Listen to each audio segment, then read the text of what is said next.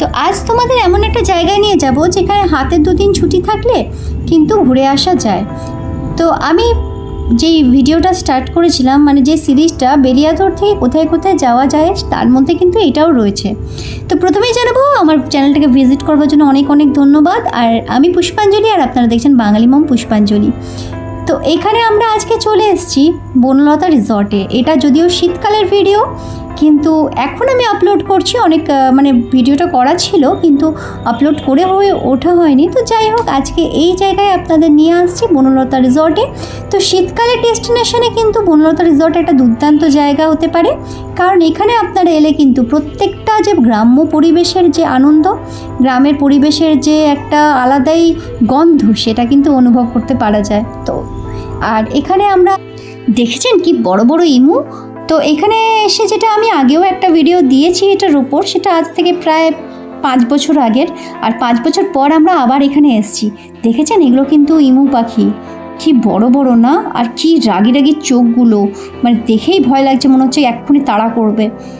আর এখানে কিন্তু মানে আপনারা যে বাচ্চাদের তো আমাদের এরকমভাবে দেখাবার সুযোগ পাওয়া যায় না, এখানে এলে কিন্তু ফার্মিংটাও আপনারা দেখতে পারবেন। মানে বাইরের দেশে বিদেশে যেমন ফার্ম হাউস থাকে, সেখানে গিয়ে বাচ্চাদের বিভিন্ন রকমের পশু পাখি চেনানো হয়, এটাও কিন্তু সেটার জন্য একটা ভালো একটা আইডিয়াল জায়গা। কারণ এখানে এই যে দেখছেন এখানে সব রয়েছে, টার্কি রয়েছে, বিভিন্ন ধরনের বিদেশি মুরগি কিন্তু রয়েছে।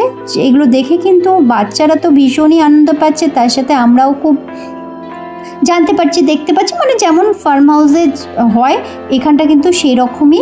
আর এখান থেকে কিন্তু একটা ফ্রেশ সমস্ত কিছু যা যা খাবার দাবার দেওয়া হয় সেগুলো কিন্তু এই ফার্ম হাউসেরই একদম ফ্রেশ জিনিস। তো নিক তো এখানে এসে এতটাই এনজয় করছে, আর নিক যখনই চিৎকার করছে তখনই কিন্তু এরাও সাথে সাথে চিৎকার করছে। আর ওটা দেখে তো মানে কি আনন্দ পাচ্ছে আর বলে তো বোঝাতে পারবো না।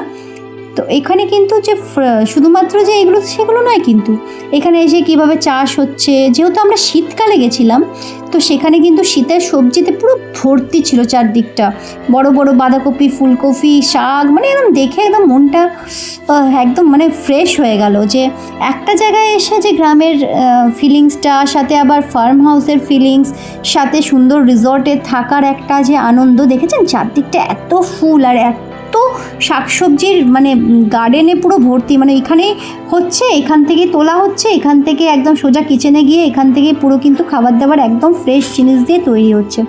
আর যেহেতু শীতকালে গেছিলাম সেহেতু ভীষণ ফুল গাছ রয়েছে।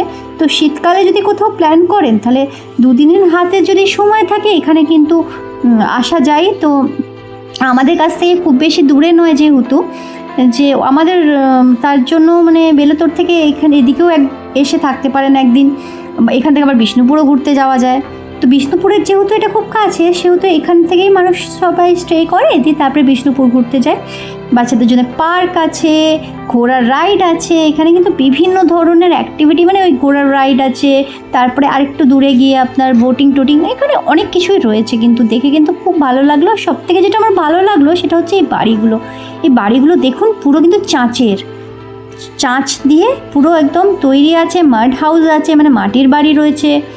এগুলোতে থাকার মানে যে একটা গ্রামের বা আমাদের যে একটা শেকড় রয়েছে, মানে আমরা যে আগেকার দিনের একটা ফিলিংস যদি পেতে চাই তাহলে কিন্তু এখানে এসে একটা দিন কাটিয়ে যাওয়া যায়।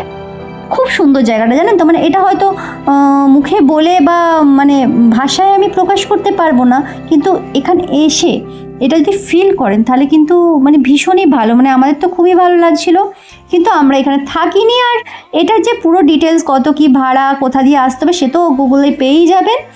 তো কেমন লাগছে আজকের ভিডিওটা জানাবেন। তো দেখেছেন কি সুন্দর সুন্দর ফুলগুলো হয়েছে, মুরুগঝুটি ফুল আর কত রকমের গাঁদা ফুল, মানে পুরো একদম দারুণ প্রাকৃতিক পরিবেশ। তো যাই হোক, আজকের ভিডিও এই পর্যন্তই। কেমন লাগলো অবশ্যই জানাবেন এবং সেভ করে নেবেন ভিডিওটা। শীতকালের জন্য এটা ভালো ডেস্টিনেশন একটা। তো আজকের ভিডিও এই পর্যন্তই, দেখা হবে খুব শীঘ্রই। সবাই ভালো থাকবে।